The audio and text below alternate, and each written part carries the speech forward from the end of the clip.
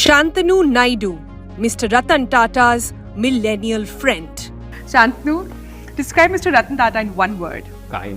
One trait that you have displayed perhaps to have had this journey at the Tata Group. Curiosity. Talking about inspirational entrepreneurs, name some for us. Bhavish Agarwal is definitely one of them. One word for 70 hours working week comment. Personal choice. As a millennial, one word for social media. That's a tough one. Silence, that's what I'm getting. One word for AI.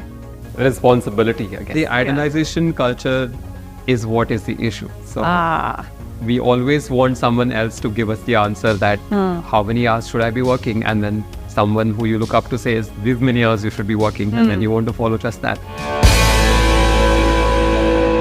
The person joining us next, his designation is that of a general manager at Tata, but his identity largely is that of a social entrepreneur. He is an author, he is also a singer, but the one thing you know him most for is being Mr. Tata's millennial friend. Shantanu, thank you so much for joining us and talking to us. Is that a fair introduction to what your life is? Heavier than what I would like, but fair. Okay. Nice to be here. So. You know, we're starting at one of its kind animal hospitals in the country. We've done a full tour of the place. We've seen the kind of mechanisms that have been brought in. What really stuck with me was not just the machinery, first of its kind setup that has been made, but also just to see how happy doctors were just working around the area. Go back to the time when the first time the idea of an animal hospital actually came about. Right. I think it's a pretty well-known story when Mr. Tata's own dog Tito was suffering from a particular medical issue which didn't really have a solution that was present in India. So there was a particular freeze the joint kind of solution which was a bit medically advanced for our veterinary care system, and he had to fly him out of the country. So at that point, even though he fixed that situation, it stuck with him that why shouldn't our country have the kind of resources to deal with situations as complex as these, especially with the growing pet population. That's when the idea germinated. That was quite a long time ago, but over the years it has taken shape, form, and here we are at the hospital today. Shantanu, I'm quite intrigued by the different projects that you've been picking up, working with the Tata Trust. It is about older people, lonely people at one hand. It is about strays and dogs the other. हम तो गरबा मनाएंगे senior citizens के साथ, तो आपको बस आना है, हमारे साथ फेस्टिवल बनाना है, क्योंकि सीनियर सिटीजन्स को ये गरबा में हम तो लोग इन्वॉल्व करके ही रहेंगे, और अगर नहीं भी नाचे तो खाएंगे पिएंगे मजे करेंगे. At a time, you're what, 30, right? Yeah, 31. You're 31. You're almost my age, and this is the age of a lot of entrepreneurs and startup owners as well. At a time when you have an entire generation which is looking at valuation, startups, and doing path-breaking stuff at AI, what keeps bringing you back to this social entrepreneurship, or to do more for others than actually your bank balance? I think entrepreneurship is the pursuit of picking a problem and solving it. Picking a really tough problem and solving it, and all the profitable startups, and kudos to them for having done what they have. They have picked a problem, they've solved it successfully and made it profitable, which is a very successful enterprise, which is something I really respect and appreciate. For me personally, picking that particular problem to solve has always been about a problem that resonates with me on an emotional level, on a value system level. That is the only incentive that allows me to try and solve it. So I might identify a profitable problem, but it just doesn't excite me as much to chase it as a problem that has visible positive impact on communities. So the valuations, entrepreneurship, and the breakneck ecosystem that we have should exist and should thrive, and it is an important and integral part of our Indian youth, our economy in the future. But as far as social entrepreneurship is concerned, it's just a personal thing that I just need to pick a problem where I can see communities getting impacted positively.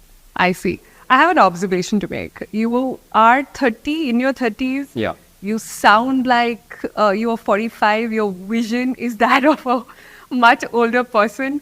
Where is all this coming from, Shantanu? I really don't know. If you literally mean sound, I have a cold today. So, but I don't know. I couldn't answer that myself. I think I have been privileged enough to be put into situations where I'm exposed to people who are quite senior in the industry, which allows me to perhaps absorb as much as I can. So I think I have an advantage in that sense. So it's really not me as much as the situations I've been put in, and I'm quite lucky for that. I feel like if the world were a binary or a spectrum right now, you would have Elon Musk on one end and Mr. Ratantata on the other. A lot of young people today, millennials, Gen Z, would sort of gravitate towards Elon Musk of way of life and way of work. What sort of brings in a person like you to understand more the values and sort of what Mr. Ratantata actually stands for? I think it's more generational than just Mr. Tata. There's been 5 generations of my family. I'm the 5th generation who is working for the Tatas. All the generations before me had regular general roles like an engineer here or a maintenance engineer there, starting from my great-grandfather. So to see all the values planted in an individual won't be the right way to look at it, especially when it comes to the Tata Group. I think it has been a legacy that's been handed down so much. And my family, having been exposed to that over generations, has sort of allowed us to appreciate and respect that more, or have that as a central value system for our family as well. So I think that overlapping legacy where we have always respected and revered the Tatas through not 1 or 2 but 5 generations puts it in a different perspective for us of who we would like to. Are you aware a lot of young people do not think like this? I am not aware. You're surrounding yourself with just those like you then? I don't know. I'm not taking any conscious efforts to be, like I said, I'm not taking conscious efforts to be put into situations. That's And interesting. I have just been quite blessed and privileged to be put in one situation after the another, where the value system that I have been brought up with, thanks to my mom, has sort of been the value system where I have gravitated naturally in this situation. So like, I couldn't take the credit for that. The reason I ask you this is because a lot of younger folks today would give an arm and a leg to be in the position you are in, to be at in midst of this vast pool of not just resources but also knowledge and wisdom. If you were to talk to me about a couple of traits that led you to this position, which ones would those be? I think if it all started with the story of motorpoles, it was one was technical and one was emotional. The technical one, which I love to tell people, is that a lot of people say, you ended up where you ended up because you were in the right place at the right time. And I say, yes, absolutely. That's the absolute correct answer, which means that you just need to put yourself in as many situations as possible for you to strike the right one. So I was always out there doing certain things, and some of them were quite embarrassing to look back on, honestly. But you never know which one is going to be the one that sort of opens that door, which is why you need to plant yourself in as many situations as possible. And the second emotional one was when you are doing something with complete heart, there is a way where people who also believe in that same cause to gravitate towards you or overlap paths with you at some point, somewhere, somehow. So I think a combination of those and motorpoles led me to where I am. But I believe that there is a sea and plethora of young individuals out there who would fulfill the position I am in just as well, if not better.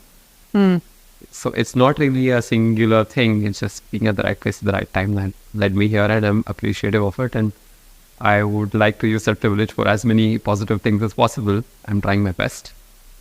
But it really isn't, I'm not the only one. I'm sure so many other people would have been just as much better, if not the best, given my circumstances.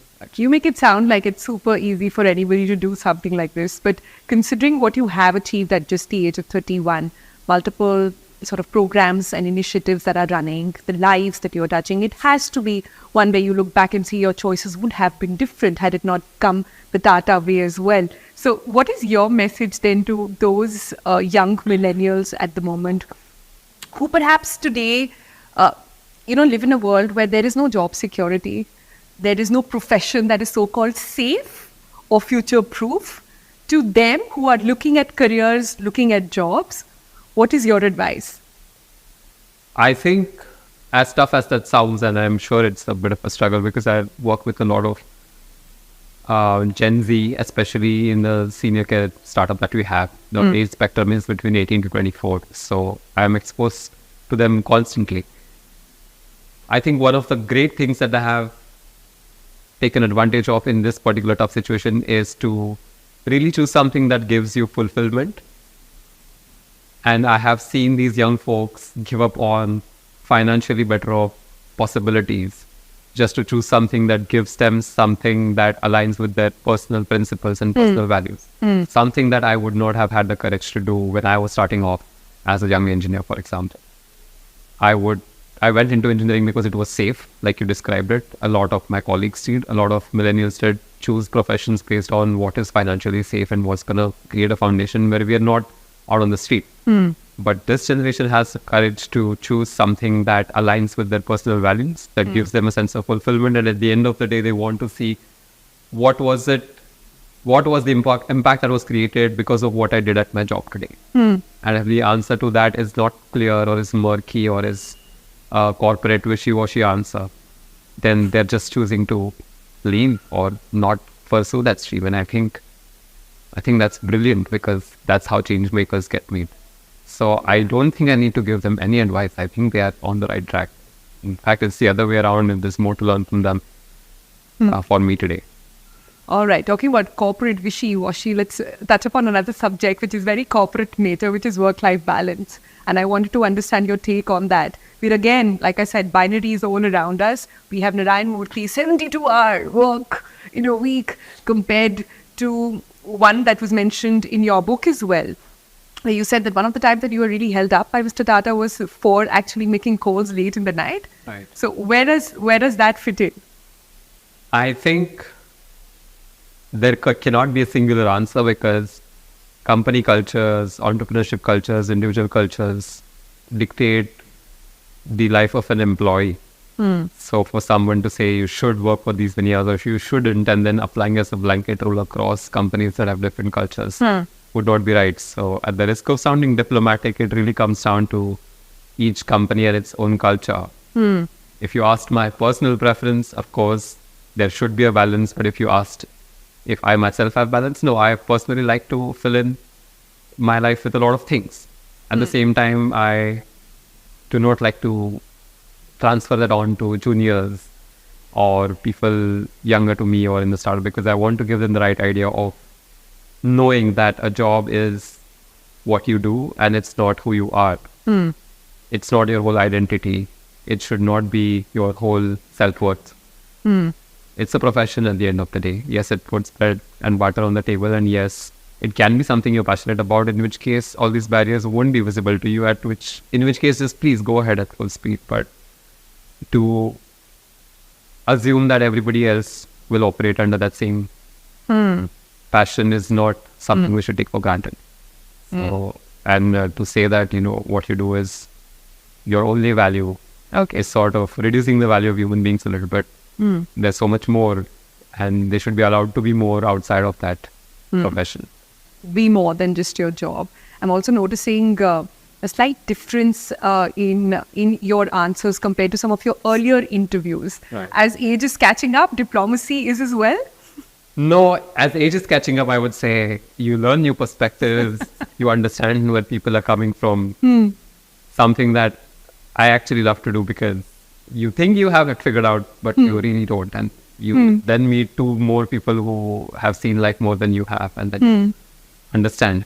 So while I maintain my previous answer of how work-life balance and everything should be, I also understand that some people actually like doing what has been the polar opposite. And if they like doing it, and if it's not hindering anybody else, That's absolutely fine. Yeah, yeah. Freedom and choices for all. I think that's where we are getting. Yes, and the idealization culture is what is the issue. So we always want someone else to give us the answer that how many hours should I be working? And then someone who you look up to says, these many hours you should be working. And then you want to follow just that. But it really doesn't have to be idealization to a T. We have so many amazing entrepreneurs and so many amazing leaders in the country who you should be inspired by, and you should take the relevant inspiration from them. But to sort of clone your entire personality after a particular person you idolize will then end up in feeling this internal conflict of, is this the right thing? Should I be working with many hours? I want to be passionate, but I don't feel comfortable stretching myself that much. Yeah. So Talking about inspirational entrepreneurs, name some for us. I think Bhavish Agarwal is definitely one of them. The way he has built Ola, and honestly, I think for me, it's the entire entrepreneurial ecosystem and how it's sort of thriving off of each other is what is the inspiration to me rather than an individual. So because I have been exposed to the startup portfolio working where I am, it has been quite exciting to see how each one of them has chosen to grow their companies, and none of them are the same, which is what makes it exciting, because they just have a vision, they have a particular way they think they're going to reach there, and they just do it. It's amazing. Your eyes are lighting up at the thought of Bhavesh and everything that he's doing. He's clearly not for work-life balance. I know. He's a workaholic, and he wants everybody to go down that road. Which emphasizes my point that there are certain things that you idolize about some people and take inspiration from, and certain things you don't agree on, which should be allowed. Today, if you want to be inspired by someone, it seems to be the norm that you have to be inspired by every single thing that you do. Yeah. But no, I agree with some of these things and I don't agree with others. Yeah. How are disagreements happening when you are taking decisions along with Mr. Tata? How is that generational gap, and how do negotiations and disagreements happen there? I don't think there are disagreements as such. I continue to work for him and he is a great boss. He's a great colleague to everyone. He's been a colleague to when I have seen him, and he has this way of allowing people to present their perspectives in full before everyone makes a conscious joint decision. Something that is so respectable and so statesman-like and so refined in terms of business that authority and hierarchy doesn't as much come through. Everyone who sees him is allowed to present their perspective in a respectable manner. But there have been moments when you've been frustrated at the pace of work? Not really. Or frustrated with decision making, generally what people this age feel? Not really. Because every day, through sheer observation, there is so much to learn that you're just in that mindset instead of anything else. Every day is different. Can you mark for us or sort of recount one of those points when in your such a long journey, 2009 you joined? No, I joined. I've known him since 2015. I joined in 2018. Yeah. Okay. So since that time, one moment that really stood out for you, which you feel in a way defines what the most respected entrepreneur in the world, if not the country, is really standing for? I think it's empathy. And I would like to pinpoint a particular moment, but I cannot, because someone who's empathetic practices it on a daily basis in every small touch and communication and any sort of interaction with any individual who can or can't do anything for you in return. And you see that over a span of time, and that's how you realize that it is in fact an integrated value that someone can actually incorporate in their own lives, and not a singular moment which was like a voila, this changed me. No, I think you can be inspired by a particular value if you see it repeated day after day after day. This whole group has done it for 150 years and he himself continues to do that. So just that level of empathy and sensitivity. So it's the Tata way of life, not just the Tata way of doing business. Absolutely. Yes. All right, enough of diplomatic answers over there. I'm expecting some fast-paced action now, Shantanu. Things that your generation I'm not good at this. Describe Mr. Ratantata in one word. Kind. At 30, Shantanu is a social entrepreneur. He's used to be a social media influencer. He's a deputy manager. What do you plan to do when you are 86? Have a big farm with sheep and dogs on it. Okay. If you could go back in time and do one thing differently in your journey so far, which one would that be? Probably spend more time with my first dog. I see. Interesting. Okay, as a millennial, one word for social media.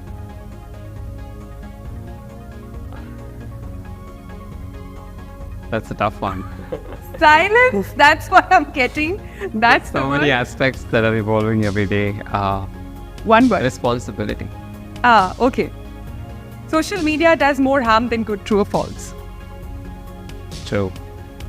How many hours do you spend on social media? Too many. On work-life balance then, one word for 70 hours working week comment. Personal choice. Okay. What's your take on dating and marriage then? Any pearls of wisdom there coming from the eternal bachelor himself? Still learning. Two attributes in an older generation that millennials miss today. A set of principles. Two attributes in dogs that humans don't have. Oh, selflessness. Living in the moment. Okay. One word for AI. Responsibility again. One trait that you have displayed perhaps to have had this journey at the data group. Curiosity. And finally, the most difficult question of all, dogs or cats? No, I can't answer that possibly. All right, Shantanu, thanks so much. Thank you.